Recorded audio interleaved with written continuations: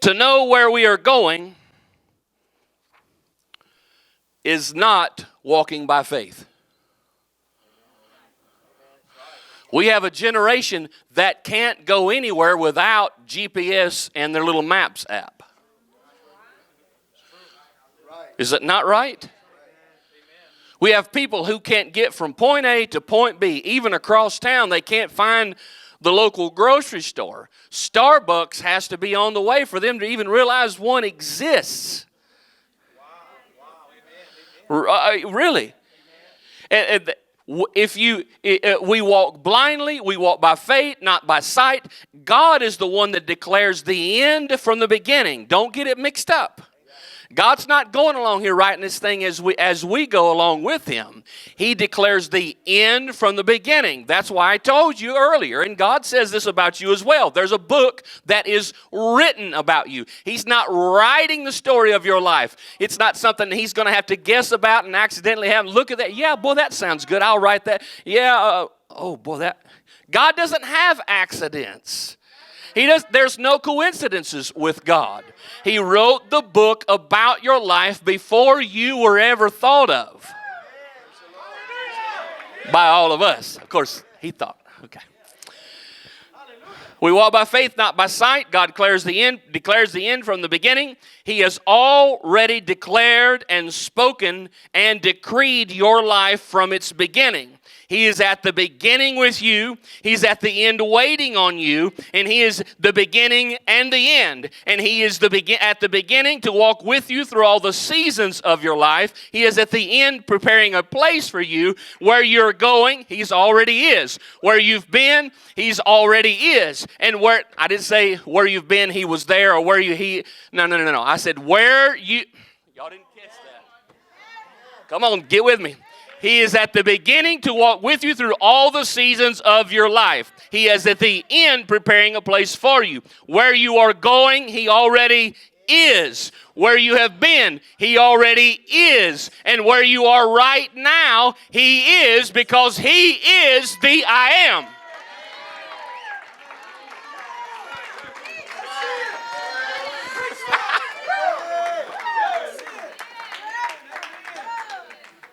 Well, who do I say sent me? Tell them the I am sent you. You want to do that again? Because that is so much fun. Let's do it again. Okay, ready? All right, because this time you know where we're going, so you can get excited along the way, okay? He is at the beginning to walk with you through all the seasons of your life. He is at the end preparing a place for you. Where you are going, he already is. Where you have been, he already is. And where you are, he is. Because he is the I am. You see?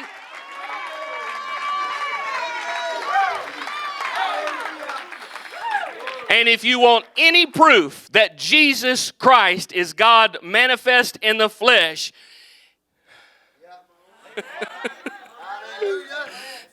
he said, I go to prepare a place for you, that where I am, there ye may be also.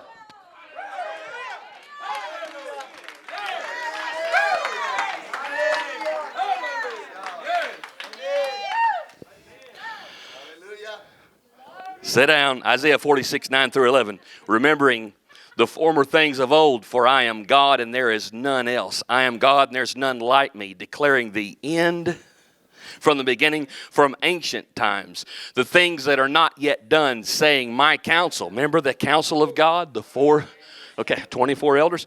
My counsel shall stand. I will do my pleasure. Calling a ravenous bird from the east, the man that executeth my counsel from a far country. Yea, I have spoken it, I will bring it to pass. I have purposed it, I will do it. That's four things. Okay? 4 things. I have spoken it, I will bring it to pass. I have purposed it, and I will also do it. So I'm not even going to preach that, but just remember, there's 4 things in Isaiah 46, 9 through 11. That's the first message. I told you. Now look, we can give an altar call and go eat if you want to. You want to do it again? Huh? All right, we're buffeting. Here we go. Oh my goodness. Now I could read you a bunch more scriptures about what God is and I am and all that, but y'all got the message, didn't you? I thought you did. Sermon number 2. I am concerned that a focus on spiritual warfare has created within our carnal mind a militant mindset. Ooh.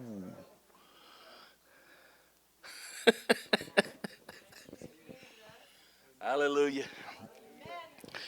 Warfare has created this, spiritual warfare. And we've become fanatical warriors, fighting for undetermined causes, fighting battles without battle plans, because we haven't followed God into battle as the warriors. We have just gone to battle on our own. Fighting with misunderstood objectives, fighting with misunderstood enemies, totally unorganized and out of order.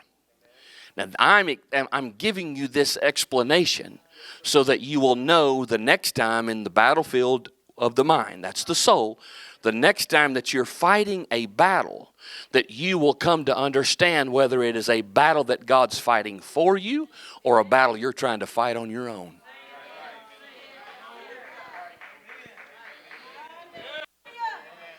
There's two totally different things in the battlefield of the mind where we're warring against things on our own, and spiritual warfare where God is fighting for us. Ultimately, when we go out of order, we will always go out partially armed, because we don't know what's out there and what adversary is waiting on us when we get to the battlefield. So by going out unarmed or partially armed, we are defenseless against whatever he comes against us with that we are not aware of. Fighting anything and everything, including our own brethren, and there is a danger. Listen to what I'm going to say, and you might want to write this down. There's a danger in choosing your friends because they have common enemies. Did you hear what I said? All right. There's a danger in choosing your friends because your friends have the same enemies as you. Because ultimately, people start picking sides. I felt led to look up the definition of militant. Militant is combative and aggressive and in support of a political or social cause, typically favoring extreme, violent, or confrontational methods. Militant has to do with the spirit of this city. Now, because Midland and Odessa are sister cities, or they are combined, we have what is in the spirit world as a kingship here. Anytime they say two cities together, like St. Paul and Minneapolis, right? They're together. Anytime you have two cities that rest on a port or a port of call or a river, they are sisters because one's across the river from the other. The only thing that divides them is the current, which means there's no division at all, because it was common for a river to flow through one city. Look at Babylon. Okay? So we have Midland and Odessa. We've talked about the queen of Odessa, remember? There is a king of Midland.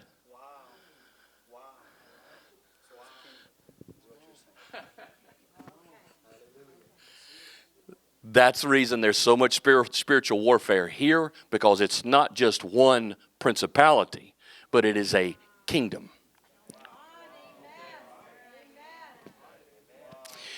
So let's go to the word of the Lord, Ephesians 4:17. And I'm going to read it from a slightly different translation for us to maybe understand a little better. This I say, therefore, and testify in the Lord, that you should no longer walk as the rest of the Gentile walks, in the futility of their mind.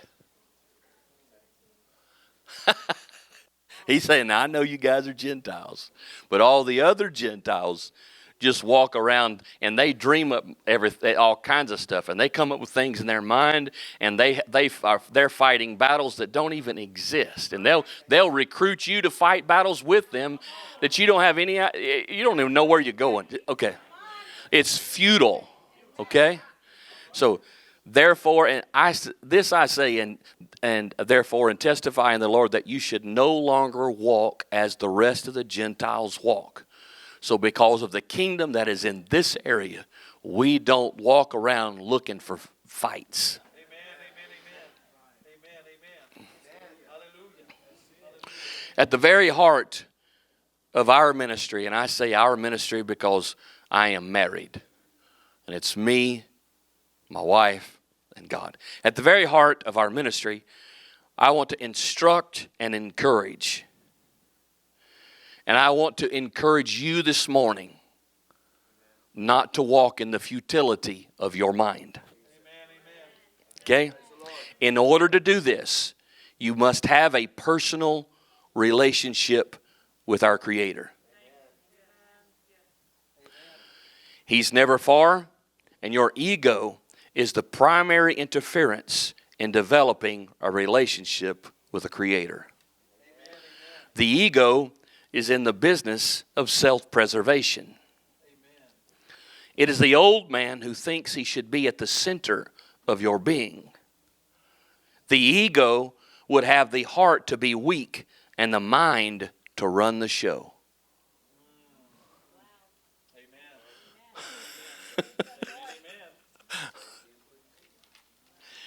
The ego would have the heart to be weak and the mind to run the show.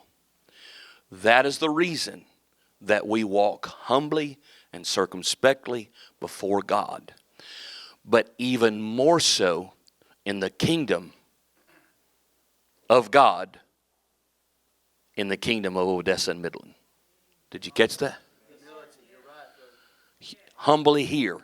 It's important. It's important. Just hear me. Okay?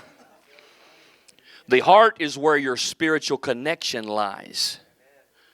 And if you're walking in life just by your mind or your ego, and there's no spiritual connection, you're susceptible for every whim and wind, and whichever way the wind blows is the way you go in your mind.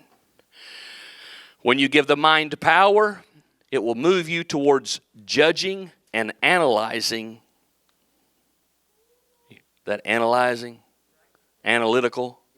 It will move you toward, your mind will move you towards judging and analyzing, and these will be the means of decision making for you.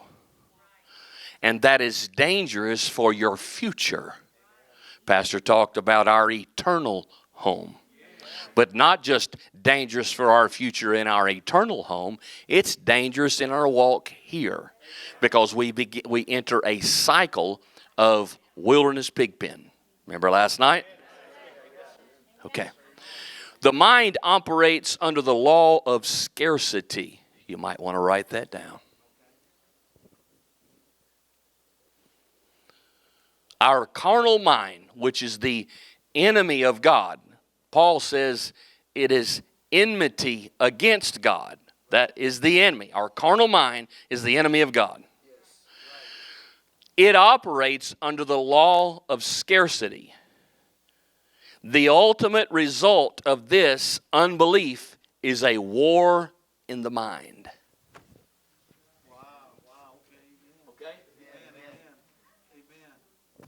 That's why we have gone through transition. A man always leads when he is in right standing with God. The wife always submits when she is in right standing with God. She follows as he leads. Is that right? All right. It's one of the most difficult places in the world to be, as I see it, having dealt with thousands and thousands of people in this earth, is for a man not to be in right standing with God and a wife doing everything she can to submit. That's got to be a tough place. Never been there before. The only thing I could relate to would be an out-of-order situation in a spiritual house or in a covenant house or in a church. I've been a part of a situation like that, and that wasn't easy. All right? Everybody said amen? Amen. The mind operates under the law of scarcity. But in the spirit, there's plenty. So every time the enemy comes against your mind saying, ooh, I don't know if there's going to be enough for that. Ooh, you might need to be careful with that. I don't know if I'd give that because, man, you don't know what's going to happen next week. You better be careful, buddy. That is the law of scarcity. The law of plentiful says we're preparing to have plenty. And that's why I give. I said, we're preparing to have plenty, and that's why I give. All right, that is why. It's preparation. Okay, give and it shall be given.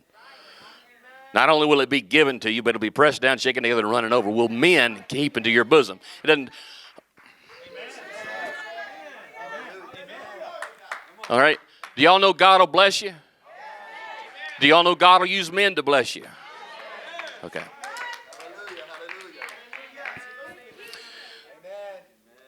Greed is the root of all evil.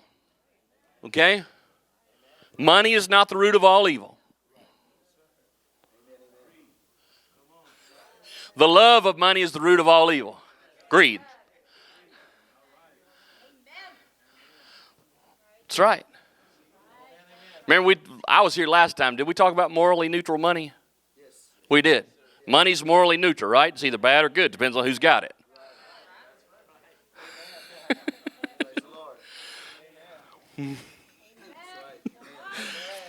All right. Greed is the root of all evil and has at its core abundance or assuming. Greed has its very core assumption and scarcity. This is in spite of the fact that abundance is all around us. Do you guys realize we live in the United States of America? And folks are more afraid right now than they've been in. Are you kidding me?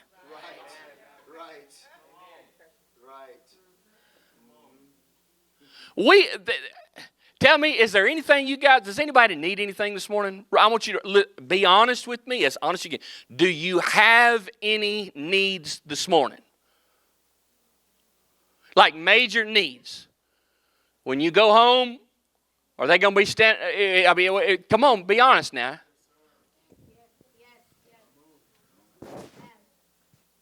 We live in the promised land of the earth at this point. Really. People are doing everything they can to get here. It don't matter where they live. They dream about where we are right now. And they call them dreamers. And it's the truth. They want to be right here. And in spite of the fact that abundance is all around us, folks are scared to death. They bought all the toilet paper, the bread, the bologna sandwiches, the peanut butter. They